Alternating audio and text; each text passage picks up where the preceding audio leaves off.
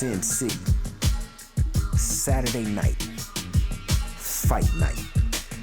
Any given weekend, this place is the entertainment capital of the world. When combat sports shines brightest on the Las Vegas Strip. Boxing and mixed martial arts need some new voices. And franchise sports media got them for you. Join Kalani Lua and Griff and Kemp each week as they bring you news and hot takes from inside the octagon and the ring. Get your popcorn ready. It's showtime. FSM's main event starts right now. Welcome back to another episode of The Main Event right here on Franchise Sports Media. I am your host, Griff and Kemp. Kalani Lua. Guys, we got a show for you. We do. All right, we got a show. After a exciting weekend of big events, big fights, history, we have to talk about everything that happened right down here in Las Vegas at UFC 285. Kalani, how are you feeling about it? Before I get started, 1 second. Okay, the scarf. The Burberry comes out. Okay. Because when you're speaking about the GOAT, when the greatest of all time, you gotta show respect. That's why I'm standing up right now, Griff. You gotta stand up. When Don Rickles walked in to your radio station, you stand up and you show respect to the greatest to ever do it. When Denzel Washington walks into your academy, or Tom Hanks, you stand up and you show respect. When John Jones steps into that octagon, you show respect to the greatest fighter we have ever seen. I don't care about anything else you've done, claim you did, he's done it. Guess what? Really quick.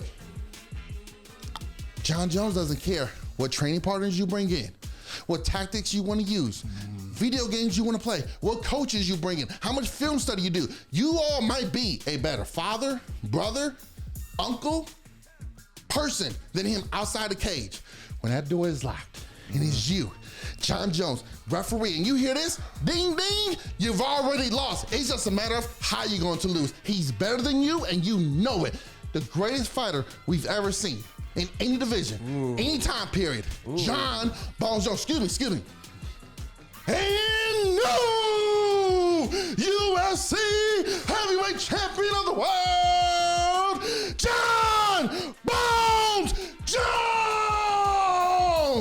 Let's continue. That was beautiful. That was beautiful to hear. I love your passion. I respect it. But Dan, you know who I don't respect? Whatever camp, whatever coach was training Cyril Gane these last, 4 or 5 months, FIFA was training him. FIFA was training him. I guarantee he ain't winning. He doesn't have a winning record on that game. Oh my goodness, bruh.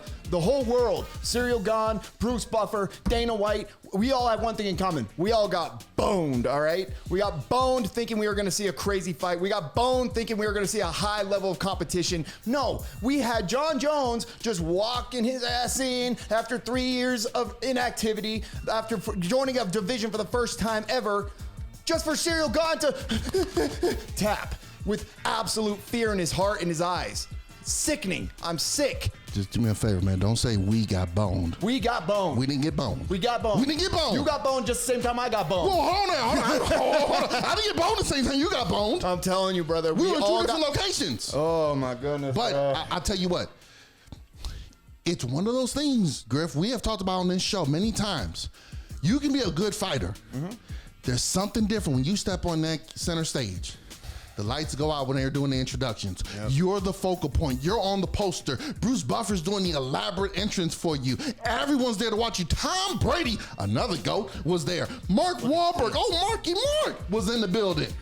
They were all ringside to see this particular return. Yeah. And when you're sitting across, see, it's easy to talk about this guy's past and, he's never met a fighter like me, and the power that I have, blah, blah, blah, blah, blah, blah, blah. But when you're standing across from that man, and you see him getting ready, and you see him looking at you like prey. Oh, it's a different ball game. When you see him stand up and he's coming towards you, snap. Guess what? Your arms are too short to box with a guy. And that's what John Jones is when he steps inside the octagon. Cyril Gane, I mean, outside of Cyril Gane, just looking at the whole event in total, UFC 285 was phenomenal. I mean, I enjoyed it. I mean, Bo Nickel, all right? If you don't know the name, learn it, all right? He opened up the main card. First round submission. Was an ugly submission attempt. Oh, my man is dying. That was a little too much Bones Jones for him, all right? Stop saying too much bone. Too many bones. All right, but Bo Nickel, he is up next. He's a middleweight. He is a former 3-time national champion at Penn State. Oh, I'm sorry. You ain't aware of the Bo Nickel? First off, you got to pick a different name because you got Bone and Bo. You're looking at me in the eyes when you say it. It's not working, Nickel, brother. I gotta say the man. You gotta put respect on the kid's name. First off, you do gotta put respect on his name. But I know this quick into the show, you are not just gonna jump ship from John Jones' return and victory to the opening bout of the main card. Just talking about the whole night in general. Just give it a little spiff of the whole night. I mean, okay. I'm not even gonna talk about the co-main event. Just because of how insane it was. I'm sure we'll cover it at some point. But oof. Okay, the whole fair night enough. in general in Las Vegas, the first major card in 2023 for the UFC. Loved it. Beautiful. Good job, Dana. It just goes, well, here's the thing. It just goes to show that, yeah, the card itself may not always blow your mind away with, oh my gosh, look at the stack lineup that they got here. But guess what? You put certain fighters on there, you put certain matchups on there, they know what they're doing, and generally it works out. And we got ourselves a fantastic product. The return of the legend, the GOAT himself. The Dethrone Nation? Dethrone Nation? Not deep. Dethrone. You know the. Yeah, no, get See what happens when you do that whole bone and bone thing? You're messing all of us up here. It's a weird show. But when it very much is. But hey, we're weird in general, so it goes hand in hand. So we're good. That's true. But Valentina Shevchenko, arguably without question, the greatest women's strawweight champion, flyweight champion. Yeah, it's fair. It's an Up argument. there for greatest women's fighter of all time. She's in the conversation. She's in the conversation. Whoa. I don't like the way you're looking there. She's in the conversation. There's still a woman in that. No. She's in the conversation. That's what I say. She's in the conversation. Yeah, but don't act like she's not at the table. No, she's at the table, but she ain't at the head of the table. That's No, she may not be, but there's 3 women up there. Mm-hmm. Three. One of them No, is definitely 4. I'm gonna say 4. Four's fair. Joanna. Okay. Valentina. Yeah. Cyborg. Yeah. And Amanda Nunez. How you doing, Amanda? Just saying hi, seeing how you doing. And Hope everything's going well with you down in Florida. Spoken for. She will handle I'm you just saying properly. hi. She will handle you properly if you be disrespectful. Now, come on. She could handle me properly. I would not object to that. But I'm just saying hi. I'm just being nice. We shoot our I can't be shots. nice and hi. Hi, Chris Cyborg. How you doing? Hey, Joanna.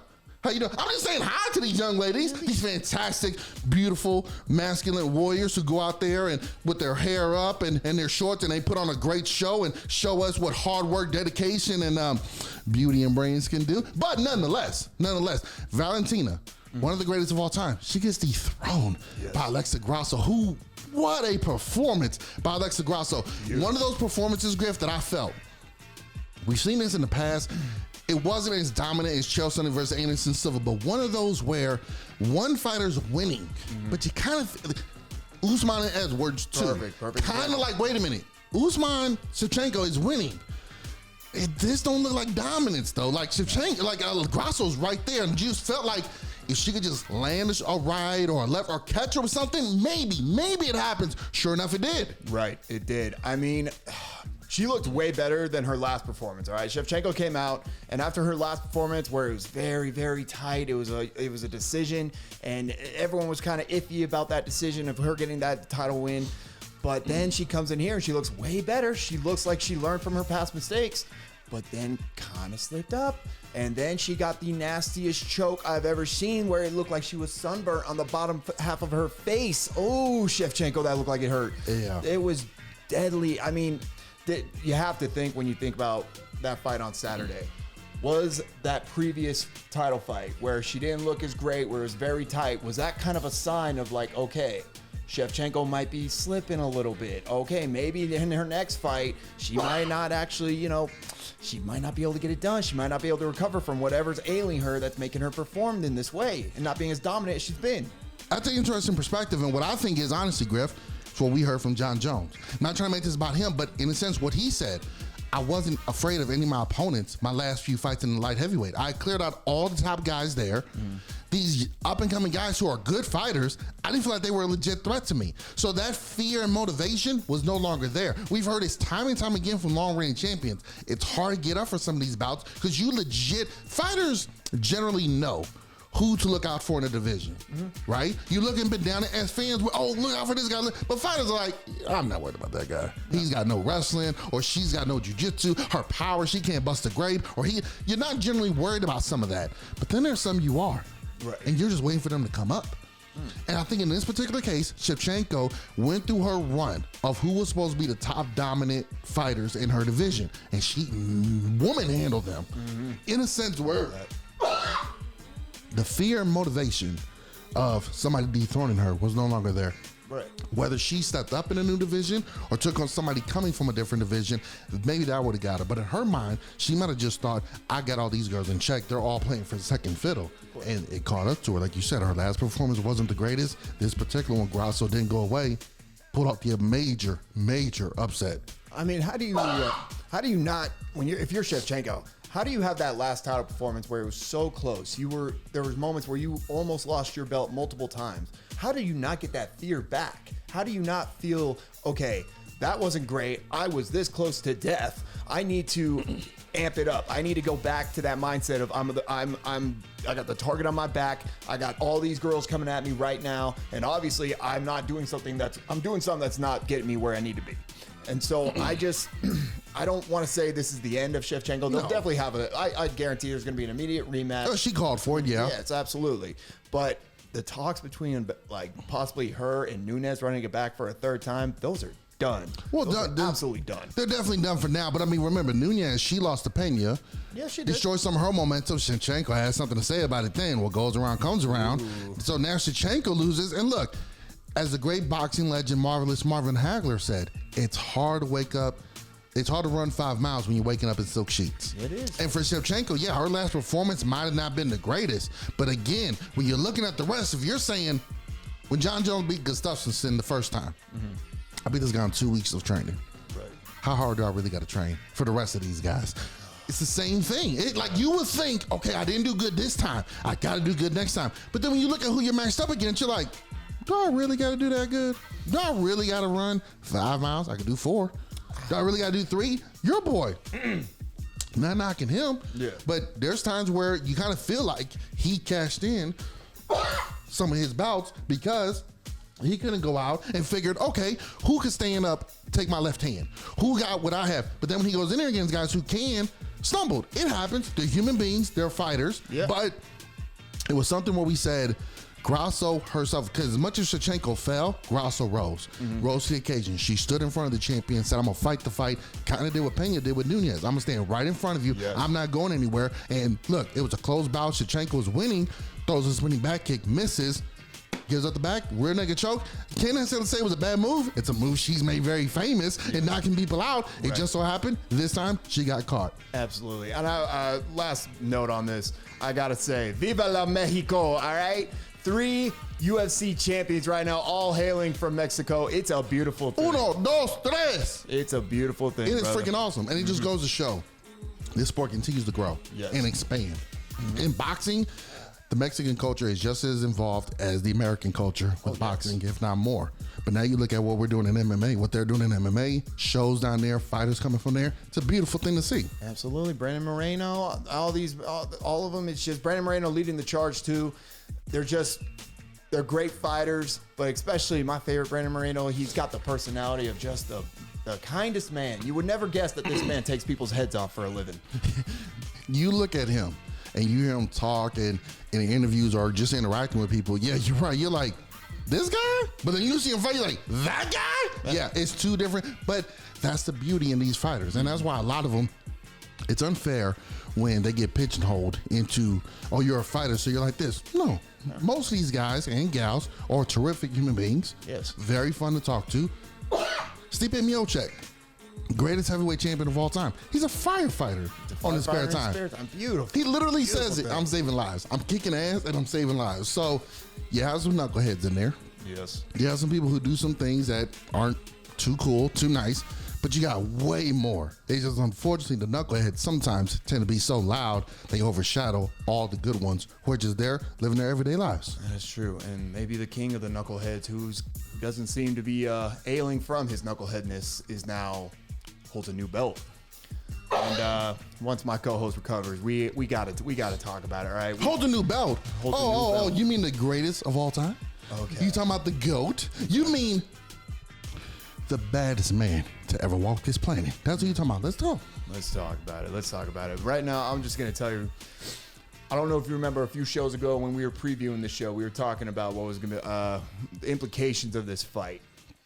I said on the show, people are gonna look, if John Jones wins the belt, people are gonna look at it as, it's a fantastic feat. It's historic. And you know what? I gotta give it to him. Am I a Bones Jones fan? No. But I respect greatness when I see it. So I gotta give him the title as GOAT as it stands today.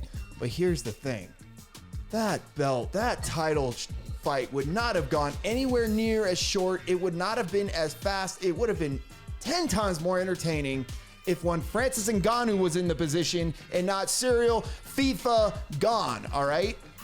And whose fault is that? Honestly, it's the organization. It's Dana White. It's the fact. It's so the how does that fall on John Jones? I'm not saying it falls on John Jones. I'm saying this is not an ailment on Jones. This is an ailment on the UFC and having their claim that they have the greatest fighters in the world fighting in their organization, fighting under their banner. Overall, they do. Overall, as a complete roster, they do. Now, there's some fighters obviously who are not there. And yes, it would have been a better fight. Possibly. We don't know. We don't know that. Hey, guess what? Francis might have gone in there. Head kick up high, got taken down, and maybe he gets choked out. We don't know how it would have went. We don't think it would have went like that, but we don't know. It's easy to have hindsight 2020 and say, you had a bad performance, you're undeserving, it would have been better this way. We don't know. We don't know, but what we do know is this. John Jones stepped into the cage, and as always, stepped in and stepped out the winner, the GOAT, the greatest ever do it. People are saying, looks a little chubby, doesn't look that good. Well, it ain't a bodybuilding competition. It's not a fitness look. I don't need to look the greatest. Stipe Miocic, Daniel Cormier, Cain Velasquez, excuse me. Boxing, Tyson Fury, Andy Ruiz, all heavyweight champions. Guess what they have in common? Love hands. Stipe's stepping up for the big boys. Well, Stipe don't got a six pack. Stipe look pretty good, all right? Stipe don't got a six pack. He's slim, but he ain't got no six pack. He don't look. If you look at Stipe Miocic, I'll give you this. Take Stipe Miocic's arms out the picture. He don't look like the baddest man walking the planet. But guess what? He's one of them, Griff. He's one of them. So it's one of those where it's all about execution. And we saw Jones look comfortable. Now, granted, it was a short period of time, but he looked comfortable in there, threw a kick, was trying to come forward. If you notice, he was trying to come at him initially. Let me be the aggressor. Let me see what you got. Let's see that Francois kickboxing. Nope, didn't help. Took some down. And at first, the kneeling guillotine did not look like much. No. But then when you saw the replay, you saw how deep it was. Yes. All the way up underneath to the chin. I mean, underneath his second chin, I believe. Right. It was wrist all up in there, leaning the heavyweight body on him. John Jones squeezing. If this was standing up, he would have had his the ultimate Cheetah 2 moment where he just drops him and walks away.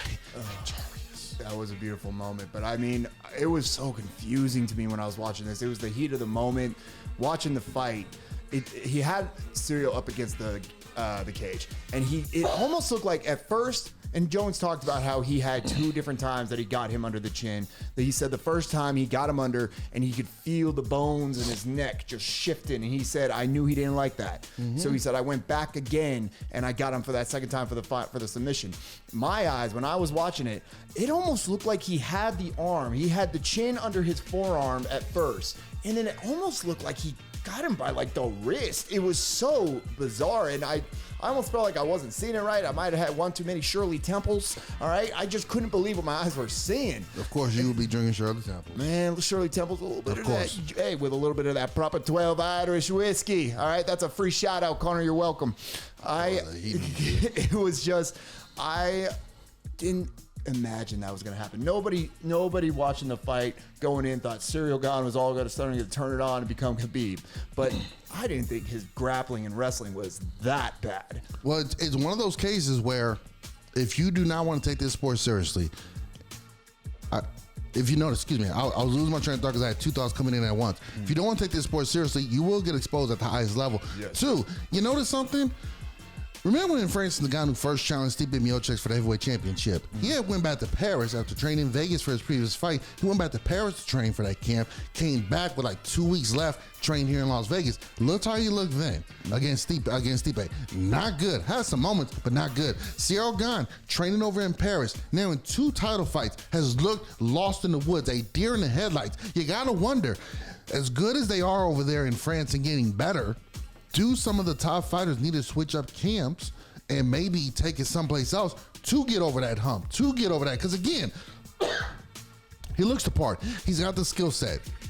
But the mind, when you see the image, and look, I'm all for fighters doing whatever you gotta do to relax and to get out the zone and just take some time away to just, hey, let me just be a person, let me just be who I am and just relax a little bit because there's so much tension going on for this fight. But it does not look good when the cameras are rolling. My opponent is studying film of me, and I'm sitting here waiting for FIFA 2023 to load. And I'm sitting there trying to get Neymar and Mbappe to score the goal. That doesn't look good. So disgraceful, and it shows where your mental side is at, especially when your camp is there encouraging it. It'd be different if it was just me doing my own thing on the phone and, okay, I'm about to go to bed, let me play 20 minutes of this and do this and that. But if I'm sitting there, my entire camp is sitting around and encouraging me to play video games, and wherever, whether it's upstairs, downstairs, down the hall, whatever, he's sitting there watching film of me, it's not a good look. So it makes me question, do some of these elite fighters need to say, once I get to a certain point, I need to switch up my camp, get out of Paris or get out of my hometown, go someplace else where I can only focus on them, get better coaching, so not only physically, but mentally, I can be prepared to go out there in these big fights and put on a better performance. I think it speaks more of just the evolution of the sport in MMA. All right, at first it was a sport where every style of fighting came together to see which style is better. That's no longer the case with the UFC and Bellator and every other organization. Now this is a sport where you cannot just be a grappler. You cannot just be a striker. All right, look at a perfect example. Everyone's wondering why when they were watching the fights on Saturday and they looked into this crowd and they're showing Fighters Row and they see Jake Gyllenhaal looking steroid up, looking good. Looking good. Anyone notice that big, thick gorilla that was sitting next to him? I know some weird-looking fan to sit next to him that got very lucky to get those tickets to sit next to the great Jake Gyllenhaal. Oh, they put him right there. With that shade face, he looked like a 12-year-old. He looked like a 12-year-old on the. Bro, he was looking big, and the reason. I think the reason too much sodium in his diet. Oh, probably his face big around around the gills. Man, I think the reason that he's thicker, the reason he got so big, I think is because Conor McGregor, he understands what the sport is becoming. You can't just be a phenomenal striker. You need to be able to hold your own on the ground. And Conor, before the bulking, he had great, underrated takedown defense, underrated defense on the ground. But now I think he bulked up because he's trying to be able to combat that and be able to say, okay, I can strike. Obviously, I got the left hand, but now I can hold my own on the ground. And I think that's the problem with Ciryl Gane. He gets all the praise in the world for being this phenomenal big man striker who moves with fluidity and everything. But he seems to have lacked focus on getting better in wrestling and jiu-jitsu and grappling and defense, because that was just ridiculous. I mean, you had Khabib inviting him to Dagestan, saying you got to train, brother. You got to train wrestle. Well, yeah, I mean, you definitely want to add that to your game. But realistically, there's only 3 guys in that division you ever have to worry about doing it, and one of them is gone. Francis was a complete surprise. Nobody outside his camp thought that's what Francis was going to imply when they fought. John Jones, okay, we kind of knew that was going to happen. Yeah. And then Stipe. But Stipe is more of a stand-up guy, but he showed against Francis, oh no, I got a wrestling background. Outside of that, Derek Lewis ain't taking me down. No. Volkov ain't taking me down. Tuivasa ain't doing it. Tui ain't taking me down. Mm. So you look at the rest of the roster, it's like, okay, well, none of these guys are really going to take me down. So in your mind, once again, it goes back to just human mentality. Let me train what I'm good at, and let me get elite at what I'm good at. And then, look, when you take on the elite of the elite, that's why I say, do you need to change up a camp? Do you need to go someplace else and train? Because clearly, these guys are not getting you where you have to get to. It's not like you've had the same camp your entire career, and despite your success, you've never evolved as a fighter, and now you're stuck to doing movies and just yelling at people, and you haven't won a fight in 5 years. It's not like you're just doing that. So, right. It's one of those where you got to say, okay, how can I get better and evolve? We'll see what Ciryl Gane does next, because clearly he's at the point in his career where he's not going away. Mm-hmm. He's still one of the best heavyweights out there. But I'll tell you what, He ain't no John Jones. We are going to get John Jones versus Stipe. When that gets a little closer and is officially announced, I cannot wait for us to break that down. International Fight Week, maybe? Oh, no. It's going to be International Fight Week. It's going to be International Fight Week. The GOAT, the greatest of all time, taking on the greatest heavyweight champion of all time, further trying to cement his legacy. This is what I say, Griff. Regardless of what happens to John Jones at heavyweight, unless he loses 8, 9, 10 in a row, he's already cemented himself as the greatest of all time. He's already cemented himself as, hey, what else do I got to do? Nothing. All I'm doing is I'm just adding layers to it, brother. I'm just stacking my rings. I will say this, and this is an interesting point. I want to see your point of view on it. We just saw what he did with the Serial Gone, and now we know that Stipe's up next. But then what? Does he retire? Does he retire? Because let me tell you. So you want a 5-year plan? I want to know what is next, because I guarantee you Dana White and all them boys over there are thinking the same thing. They're thinking John Jones probably doesn't want to retire anytime soon. He wants to have his reign over the heavyweights. So you got to think, what's going to top the cake? You can't go backwards. You can't throw him in. You can't throw Tai Tuivasa in there unless Tai just all of a sudden goes on a crazy streak. You got to see John Jones. You got to put him in there with somebody who matches his energy, who matches his height. And I think after Stipe, by the way, is going to be a challenge. I guarantee you. Oh, for sure. I'm not. Just like I didn't overlook Cyril Gane like you did. I'm not going to overlook Stipe. I'm not going to ever disrespect him like that. You overlooked him so much. Don't even sit here. We could go back to the tape and go over that. But nonetheless, maybe I was right. Maybe I was right. Nonetheless, overlooking him. Yeah, well, you know what? You don't ever want to overlook somebody. Ask Shevchenko. But yeah, that's true. What's next? Well, what's next is Stipe Miocic. That's all I can worry about. That's all it is right now. I doubt it's going to happen.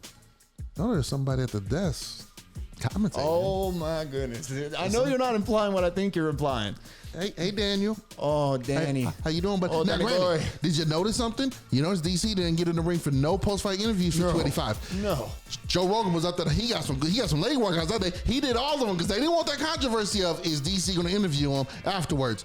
Maybe that. By this point in time, you figure International Fight Week is July. After that, who knows? Who knows? Never say never about Francis coming back. Oh, Dana Constantine. I got a question.